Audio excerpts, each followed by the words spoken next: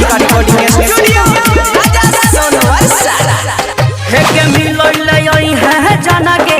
ओढ़ी के ओढ़नी पियर पियर मिलल आई है जाना के ओढ़ी के ओढ़नी पियर पियर के खाई के हमरा गाँव पे कबियर मनाई माई हैप्पी न्यू ईयर आ खाई के हमरा गाँव पे कबियर मनाई माई हैप्पी न्यू ईयर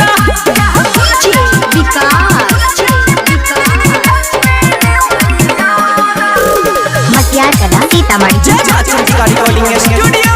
राजा सोनवर सारा गे होठ में लाली लगाई के आ संग में सौखी के लेके चली आई है नदी के किनारा गे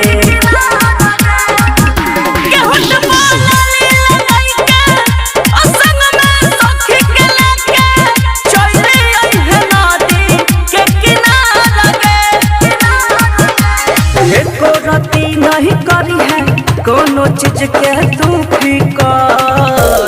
एको रती नहीं करी है कोनो चीज के जान फिकर अखाई के हमरा गाँव पे कबियर मनाई माई हैप्पी न्यू ईयर अखाई के हमरा गाँव पे कबियर मनाई माई हैप्पी न्यू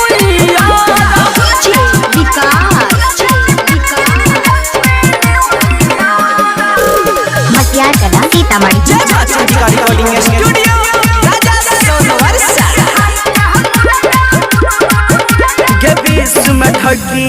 लही 21 में मिले नहीं लही 22 में पूरा करे जाई सगे